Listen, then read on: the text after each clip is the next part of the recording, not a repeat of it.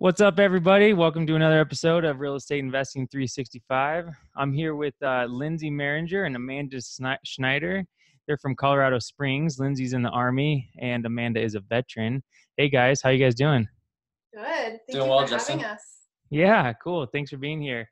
So, tell me a little bit about yourselves. Lindsey, you're in the Army, right?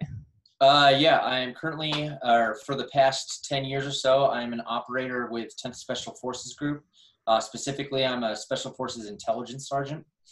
And Amanda here is an agent, as we discussed, specializing in the VA loan. We try to keep it, focused on the military.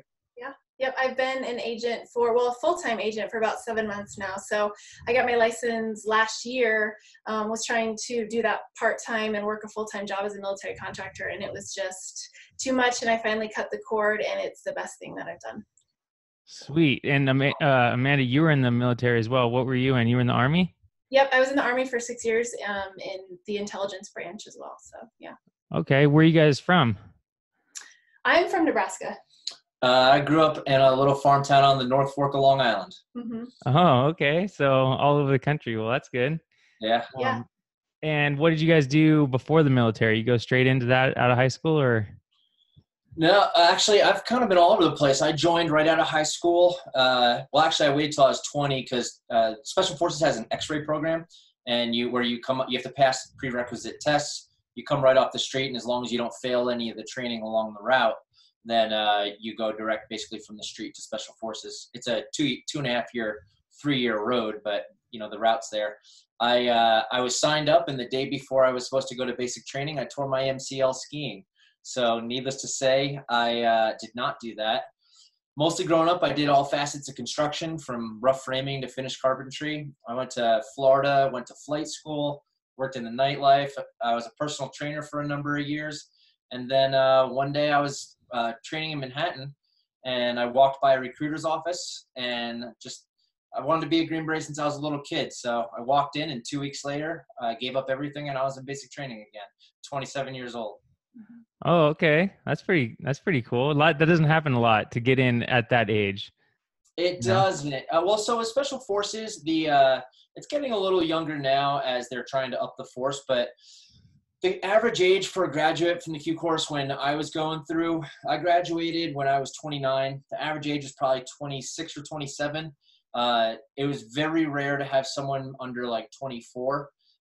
It's just the training is so long and so intense. There's a certain maturity that you find is necessary to get through some of the suck. Yeah, no, for sure. I could imagine that. And that probably helps you in all aspects of your life, really, going through Special Forces stuff. And then that can kind of transition your mindset and mentality to succeeding in real estate. It's not even so much just in business ventures, but in life in general. Like I've had to go through so much kind of bad things, whether it's in training or deployments, whatever it may be, that when you come home, like there's nothing that you face that's really that bad. I feel like the problems that I have to overcome at any time in any mission, even if you apply it to a business sense, a contractor doesn't show up, I can fix that. I can manage people. There's nothing that is truly insurmountable. So it keeps me calm a lot, Yeah. Lindsey knows that he is happy 99% of the time, and there's very little that can upset him or get him off track. Because like you said, he just has kind of this mindset that all this stuff is really easy compared to some of the things that he's been through. So yeah. It's not much to get upset about. I had a terrible day, and I had all kinds of clients calling me with issues, and Lindsey just jumps right in and is like, okay, this is what we're going to do, and maps it out. We just hopped in the truck and drove up to the house. I was like, babe, I can fix this now. Yeah. That's awesome. I like that. I need to take some of that of the positive side from Lindsey. Hey, I'll call you every day, brother. Yeah, that's cool. And Amanda, what about you? So what did you do before the military? So I graduated college, and then 3 months later I was in basic training. So I kind of almost did the opposite of Lindsey. In fact, I was 27 when I was getting out, and I had already finished my time in service. So I did 6 years, and he was 27 when he was joining. And come to find out, we've actually crossed paths a couple times, been in the same towns and things like that, kind of around the same time, when he was joining and I was getting out. So that's interesting. But I was a contractor for a few years. So I've worked overseas in Afghanistan, Iraq, Kuwait, and then that's what actually got me here in Colorado Springs, was working for a company that was employing me overseas. And then that's how I met Lindsey. And I've been a personal trainer as well, and now a real estate agent. Sweet. All right. That sounds cool. So how did you guys get started in real estate? Like what kind of brought that up? So I actually love this part. Yeah. Because the foundation of who we are as a relationship, real estate is really entwined with it. So I came back from a deployment, and my first day back, I went to a CrossFit gym. Just like yourself and your wife, fitness is huge for us. It's a super commonality. And I walked into the gym, and there was a girl crushing a kettlebell workout, and I was hooked.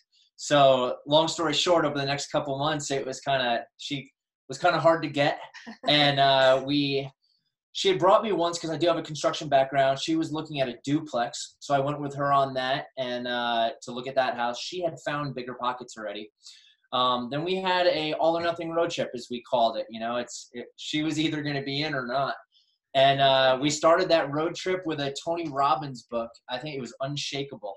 And just road trip to that whole book. And then we listened to probably 15 or 20 Bigger Pockets podcasts. Like, there was, very little music on the drive. We were just kind of talking about life goals and how they were all kind of focused around real estate. So as we grew from the start, really, real estate has been a driving force. So Amanda, I guess it kind of sounds like you were kind of in the real estate game already, looking at a duplex, and Lindsey, you kind of fell into place after that. Oh, she leads all this. I honestly don't remember how I found Bigger Pockets. I know other people that have been on your podcast have mentioned Rich Dad Poor Dad. And so I do remember reading that like the summer before I met Lindsey, and that kind of just got me thinking. And I think that's how I found Bigger Pockets. At the time, though, I knew nothing. I was not employed full time, so I couldn't have even actually qualified for a loan, but I didn't know that. So I just decided, a duplex would be a great investment. So he came with me. But another thing to add about our story is when we decided to get married, neither one of us wanted to have a big wedding, so we just went to the courthouse, and then we spent all day looking for an investment property. So that just, like you said, it just kind of intertwines with our relationship. Yeah, no, that's awesome. That's awesome that you guys have that in common, and you both have common goals. Because a lot of times people, it's like one-sided. The husband or the wife will really want to get into it, and the other person's all conservative, or that makes it really hard.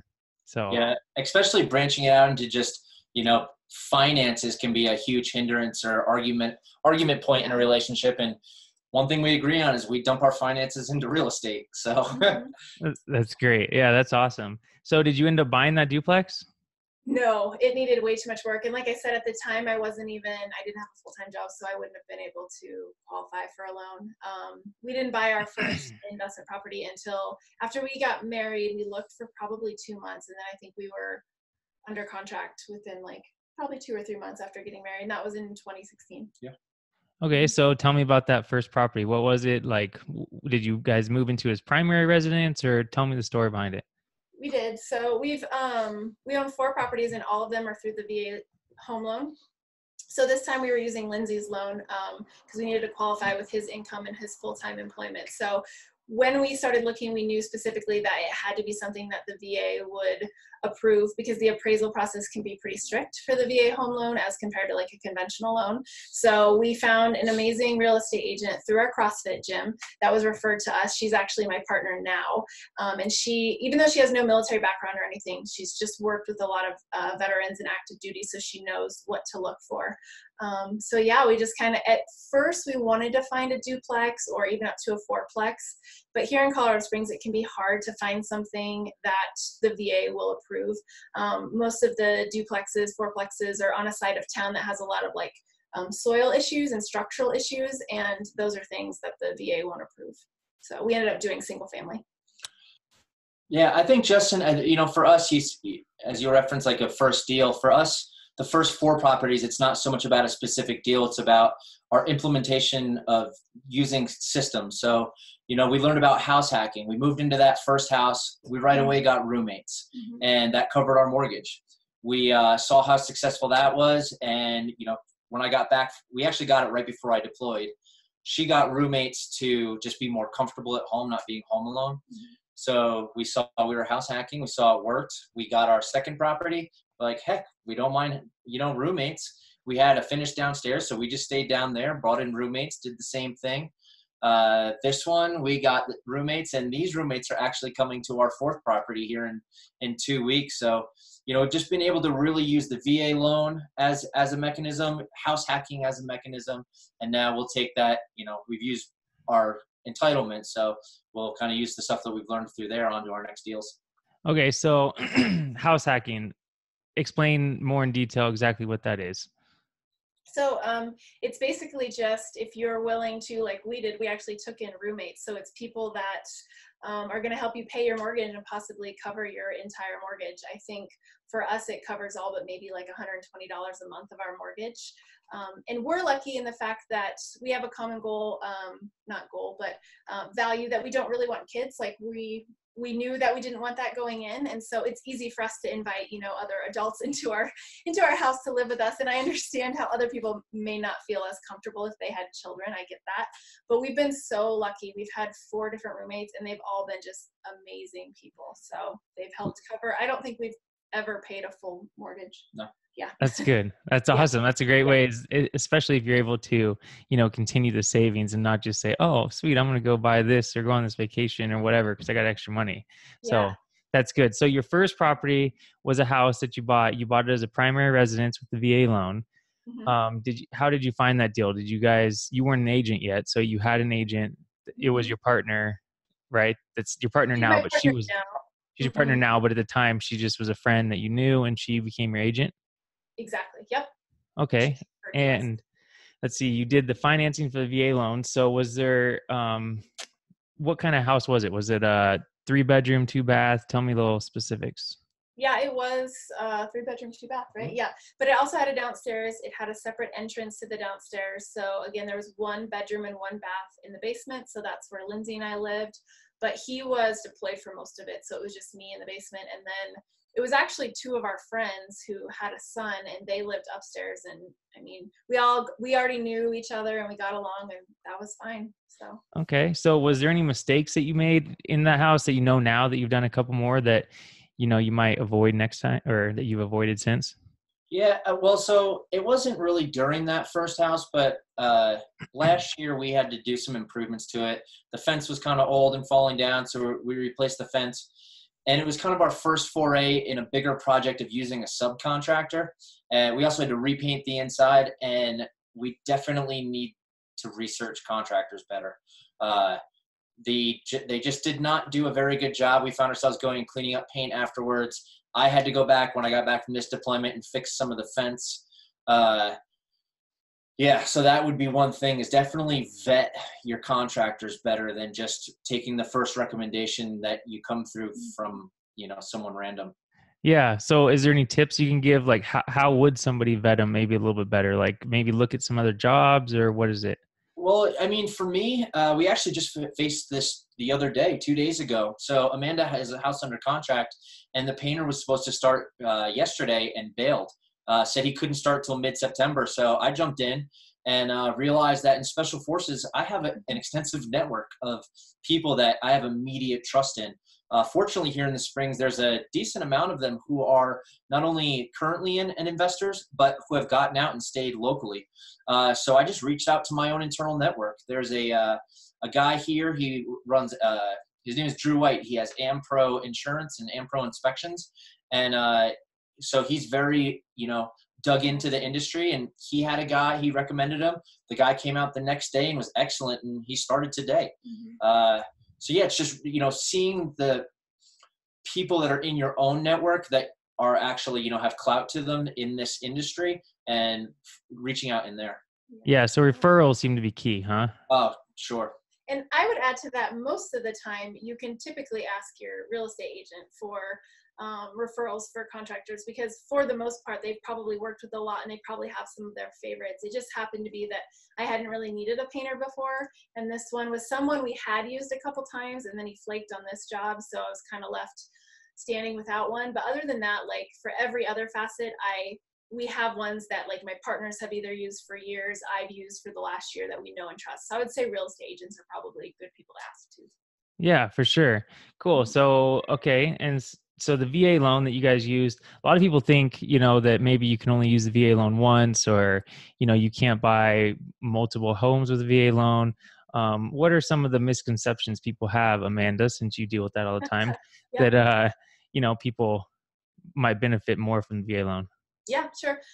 So it's definitely a misconception that you can't use it more than once, and I get that all the time.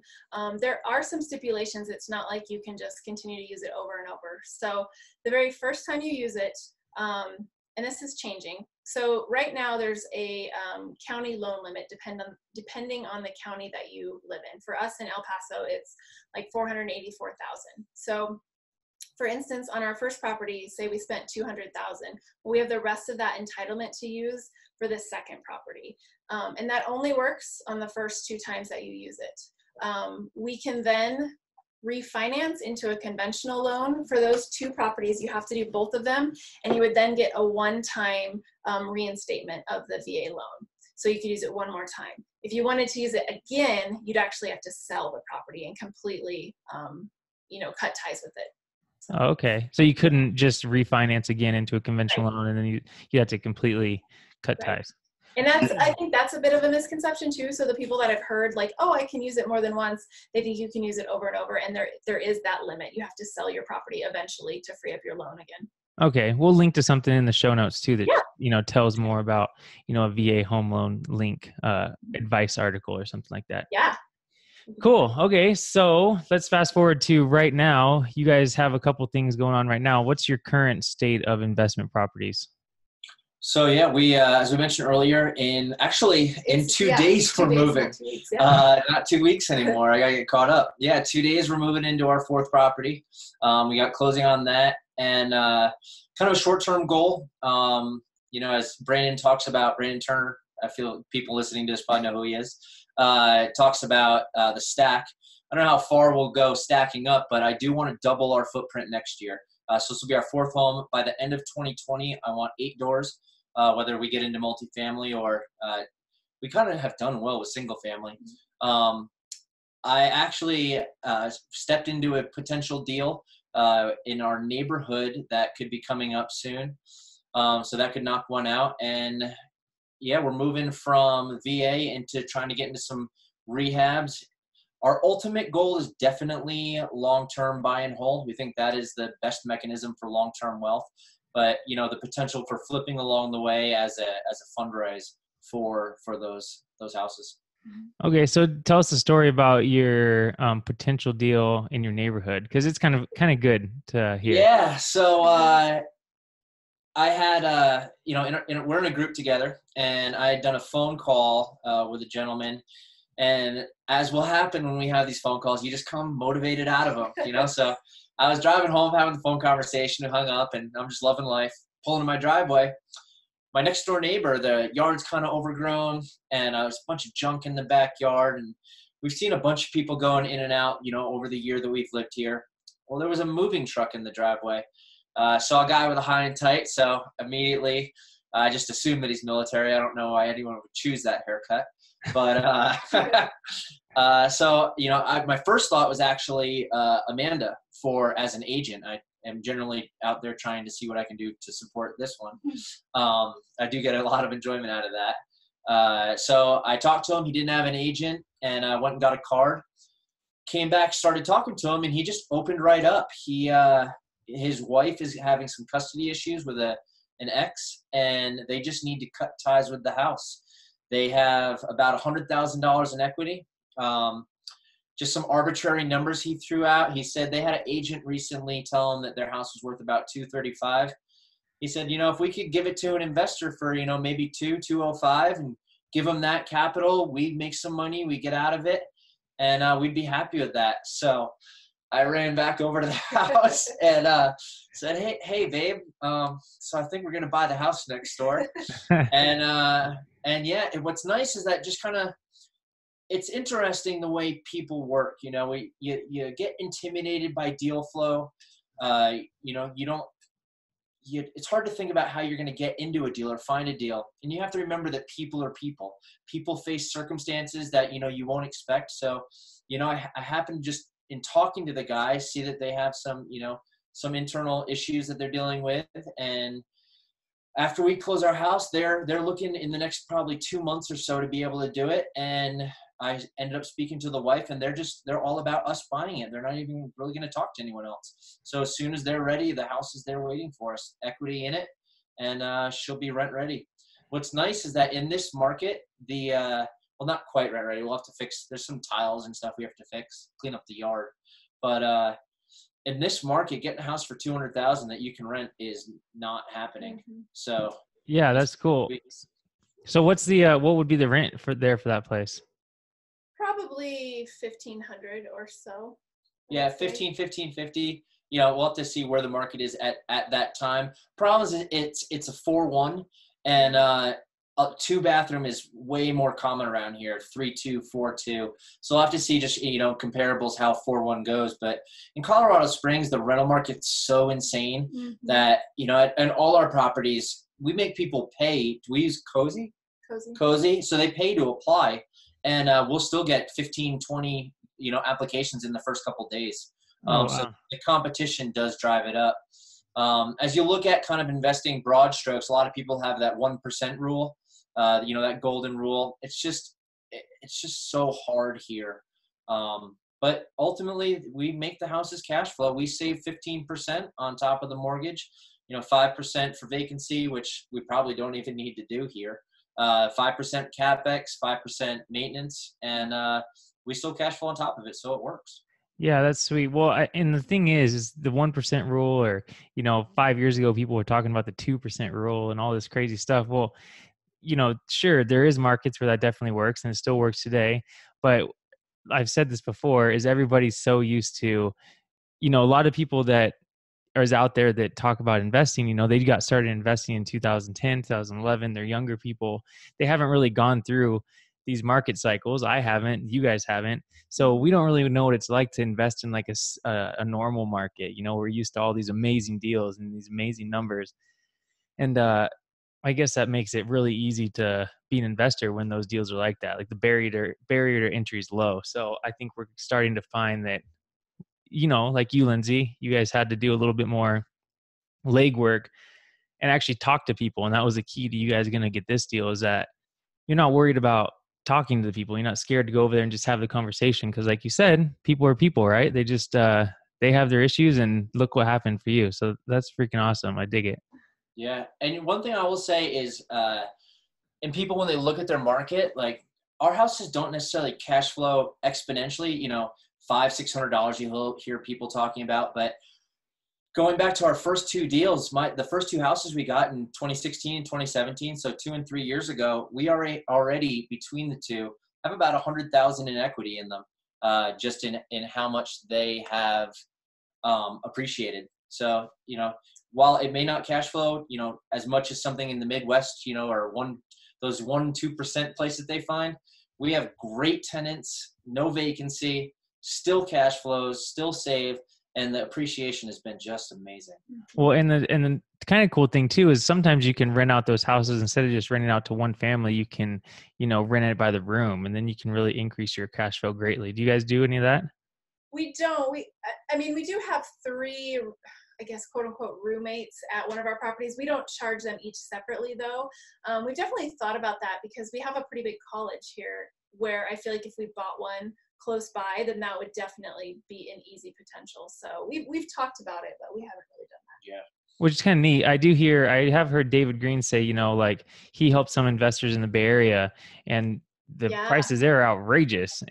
But people are still making them work because they're buying these, big 5-bedroom houses for maybe $1 million, and their mortgage is $5,000 a month, but they rent each bedroom for, $1,500 a month each. So it's cash flowing either way. So there's always different ways to do it. We just have to be open to trying to figure it out.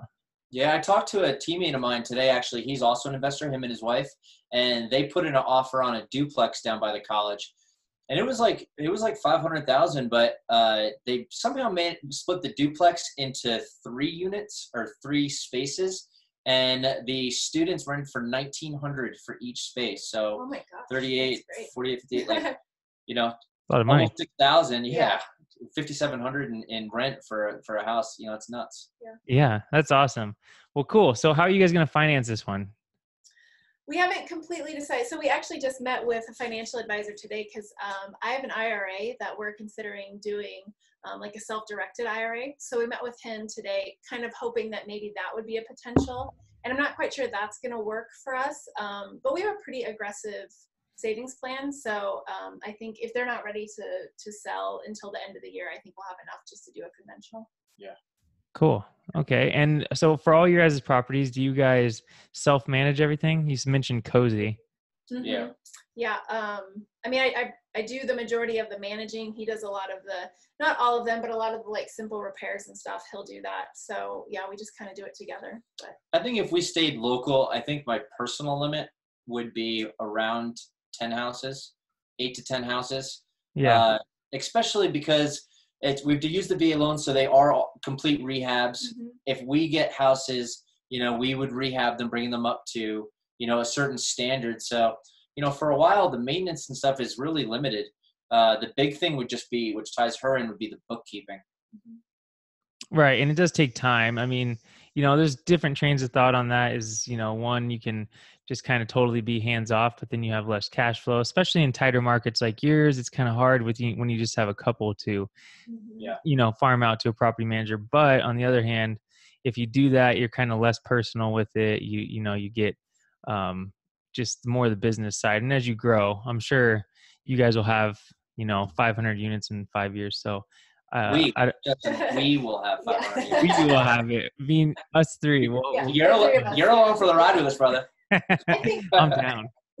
I think part of it too for me though is just it's hard for me to give up control of that. Like it's just my personality that I kind of need to be involved and know what's going on. So that's something with our mastermind group I'm trying to work on a little bit is trusting other people. So Yeah, no, that'll be key. You know, I had two you know, kind of sidetrack. I had two rentals close by that I used to self-manage. And man, it was just like I'd go over there and I'd always get so bummed out because the tenants were, you know, have trash all over. They just wasn't keeping the house up like I'd like. And then so one of the duplexes, I just finally got a property manager for, and it was so stress-free. I was like, I got a little bit taken away, but I was like, man, I would drive by and see trash out. I just call a property manager, hey, call him up, and he would do all the dirty work. You know what I mean? So right, I definitely see the benefits to both sides. So. And Justin, that kind of ties in when you brought up kind of where we're going forward with it. We've had actually our own internal struggle with, you know, I've talked to you about, I really want to go out of state in terms of the price stuff. But as she says, she loves the control. So her is much more comfortable in state. So I think some of your listeners may face that even when they're, you know, a couple and figuring out where they want to invest. You know, there is definitely some communication that needs to happen with that. Yeah, no, for sure. Cool. Well, let's transition. I want to step aside real quick. And Amanda, I want to touch on becoming an agent because there's a lot of investors out there that kind of think, you know, they want to go into that field, but it's definitely much different than just investing in property. So what's your take on being an agent and an investor? And just tell me about, are you on a team? Do you think that's the way to go? And your experience so far? How much time do you have? No, I'll make sure. She's killing it. So just real quick, I would say if people want to become an agent just to save the commission and that's all they plan to do, I would not recommend it. You need to be, if you're going to be an agent, you need to be a good agent. So I would encourage investors out there not to just get their license just so that they can save the commission, because I feel that they will cost themselves money in the long run if they don't actually have an agent who is doing this day in and day out, studying the market, understanding that, meeting with people within the community. Like it's all just part of doing it full time. So that's my 2 cents on that. But as far as, so I work on a small team. It's a mother-daughter team. And like I said, the daughter, Joy, was our agent. So it was easy for me to just transition. I knew that I wanted to work with them. They knew they wanted to bring someone on. So I don't have a ton of experience knowing kind of what some other brokerages offer. I work for Berkshire Hathaway Home Services. So I guess one piece of advice is I would recommend that anyone that is starting out as an agent that you go and interview several other brokerages, because they're all completely different. You know, David Green talks a lot about Keller Williams, which I think is an awesome brokerage for new agents because they offer a really intense training program and kind of a mentorship. They show you how to grow your business, which is something that I'm kind of lacking with my brokerage. So. Okay. Yeah. So how are you finding clients? Is it just because you have a good sphere or? Honestly, so far it hasn't been super difficult for us, and I think it's just because Lindsey and I know a lot of people here. He's been here for like, I don't know, almost 10 years. I've lived here for like 6 years. I mean, I was a personal trainer for a long time, so a lot of my clients that I knew in that sphere have come to me. We're part of different organizations. I'm part of some veterans groups. So it's just been referral after referral. And I think a lot of it is just kind of like massaging the relationships you do have, like making sure that everyone that's in your sphere knows you're an agent, knows that you're looking to help buy and sell, and just continuing that relationship and making sure once you close a deal with a client that you are continually staying top of mind with them. Yeah, for sure. And one thing that it just comes up over and over and over again in investing or agent side or any business is just like the networking thing. And the networking thing is hard for a lot of people. It's hard for me. You know, I worked in construction for a long time. The social aspect is hard, but if you really want to get ahead, you need to like get part of groups, go to RIA meetings, just meet people and just talk and be normal. You know, don't be that weirdo that says, "Hey, want to buy my house?" Da, da, da, or want to sell my Right? house or whatever. You know. Yeah, exactly. You got to just get out there and do it. Yeah, that's cool. Okay, cool. So we're gonna move on. What is some good resources that how do you guys like to learn about real estate the best? Like it could be podcasts, books, seminars, real estate meetups. What is your guys' preferred method to learn? So probably the top podcast out there is Real Estate Investing 365. Oh yeah. That's my current go-to. I really like episode 4 with Nick Giuliani. Yeah. But Bigger Pockets, it really is. If for specific real estate investing, we also listen to a bunch of stuff from mindset stuff. I think that, you know, I just finished one. It's like How Champions Think. I think it ties into building confidence and getting out there and talking to people, because if you build that skill set, you can do anything. You know, How Champions Think. That's a podcast or a? No, it's a audiobook. Oh, an audiobook. Okay. So you guys, so what about you, Amanda? You like the podcast route as well? I do. So Lindsey does pretty much all of his ingesting through audio. Yeah. Yeah. I like to listen. I heard someone else say this on one of your podcasts, but I like to listen to the audio version first. And then if I feel like it has some really good nuggets in it, then I'll buy the physical book and I'll like highlight all those things. So I like to do both. Okay, cool. So what about a favorite app? Is there an app that you guys use that really helps you save time? So I have a couple apps I had to write them down. Oh, so Follow Up Boss is a CRM. So it's like a client management system, but they have an app, which is awesome because you can use it on the go, obviously, when you're not in front of your computer. And I use it obviously as a real estate agent, but I think even just in investing, it's just a way to keep in contact or manage all of your contacts. So you can text through it. It records all of your emails that you have with your contacts. It reminds you of their birthdays, just all that kind of stuff. So that one is huge for me. Okay, cool. What about you, Lindsey? I use Green Books, and I'm old school like that. If for me, I'm a checkbox guy. I make a little box. I put it in a book. I have a white for big things. We have a whiteboard in our kitchen that I see every day. And that's how I work. I look at it in the morning and I'll remember it all day. But I just need that. I wouldn't check the app. You know, maybe it would remind me, but I'm just old school like that, you know? Okay. So for those of you that's not watching this on YouTube, because we're not out on YouTube yet. Yeah. He held up the Green Book. We're on a video right now. What? Yeah, we will. It's coming. So he held up a little green notebook. So he likes actual physical books or whiteboards, right? Instead of an app. And the funny thing, that's like a very standard Army book. Anyone in the military will know what this is. So, yeah. Okay. Yeah, I didn't even know, but yeah. We could talk about that later. Yeah. Okay, so what about influencers that you guys follow? Some social media people or somebody that is really influential? Yeah, for sure. I mean, I kind of run the balance of, David Green, obviously, the guys through bigger pockets, but as I mentioned with the kind of the going to the audiobooks, I love mindset and motivational things. So I'll get on YouTube. You can look up Jim Rohn motivation, Tony Robbins, CT Fletcher. One of my favorite, just little short ones is Arnold Schwarzenegger's 6 Rules. Look at that up, listen to it. But a lot of times I work out to that stuff. I get going, and I think that anything that just motivates me for my day, I can apply that in as a engine to the knowledge and how I apply that into the given task. Mm-hmm. Cool. What about you, Amanda? I don't really have any that like anyone outside of the Colorado Springs market would know. I follow a lot of other real estate agents and investors because I want to see what they're up to in our market here. So. Okay, cool. Yeah. A mindset tip, that's something that Lindsey, you're an eternal optimist. So there's got to be something. Sometimes you must get down sometimes, and there must be something you tell yourself to perk yourself back up. For me, it's having I don't know if this is really a mindset thing, but it's if it completely answers the question, but for me, it's making sure that you know your why. For me, I mean, it ties in. I'm getting out of the military next year. My why is building a life with this one. I've had 6 deployments in the past 7 years. I'm never home. So anytime I get down, I need to think, you know what? I am doing this so that we can have a successful life together and build that. So that's enough to drive me to do just about anything. Cool. Okay. What about you, Amanda?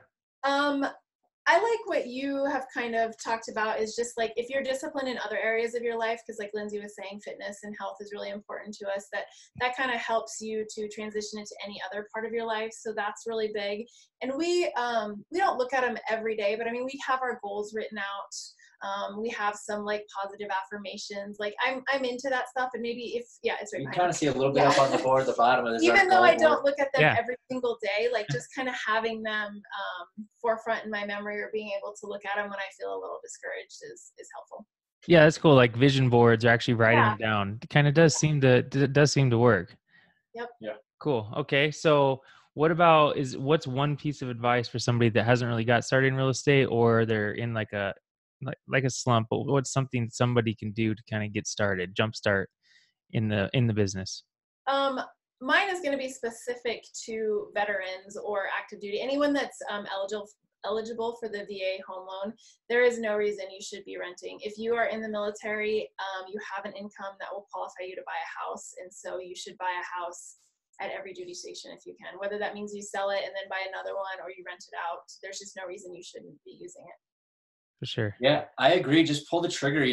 David Green, in I think 2 of our meetings ago, was talking to one of the other members, and he's like, if you're in a market that that the value is there, what do you really have to lose? I suppose if funding's an issue, you have to just kind of bear down and either socialize and raise capital or save. But whatever you need to do, just get in a house. Yeah. When in doubt, join the Army. Yeah. Yeah. And don't just go ahead. I was going to say, and don't just bank on appreciation. You know what I mean? If you're going to rent it, make sure it'll cash flow now. Don't just think it's going to keep going up. But yeah, I mean, at the worst comes to worst, you still have a house with some equity in it, and it can't go horribly wrong. I mean, maybe it can, but. Well, it's always good to have plan B. That would probably be my other advice. Like if you think you're going to sell it in 2 years and then the market tanks and you can't, you should go into it with a plan B, knowing how you can rent it or that it's rentable. So. Yeah, for sure. Okay. And then anything else before I'm going to ask where we can find out more about you, but any parting advice or words or anything like that? No, not really. I think we've talked a lot. So. Yeah. Just get out there and do it. I appreciate it. Just get out there and do it. Burn the boats. Okay. Where can we find out more about you? So on Instagram, we have, we combine our names, Amalin, AMALIN Investments. That's on Instagram. And then on Facebook, you can just look me up, Lindsey Meringer. It's EY, it's the man's way, no big deal. And so you'll see just kind of us in our life, but that's where I'll share a lot of her stuff. Then she can mention where hers actually is. Yeah, so my business site, it's called Your Colorado PCS Source. So PCS, for people that aren't in the military, is permanent change of station. So it's what a military member does every time they move to a different duty station. So your Colorado PCS source on Instagram and Facebook. If you want to look at cute pictures of our dog, it's drovers_human on Instagram, and you can see our blue heeler. So. Okay. And what was your real estate team name? So the brokerage I work for is Berkshire Hathaway Home Services. Okay. Mouthful. Cool. Well, Lindsey, Amanda, thanks for being here. Thank you guys for your service. That's awesome. Because if it wasn't for people like you, obviously we wouldn't be having this little podcast and being able to make a bunch of money. So I appreciate that. Thanks for being on the show. And yeah, have a good evening. Yeah, you as well. Thanks. All right. That work? Let me see. Am I recording still? Did we not record the whole time? Imagine.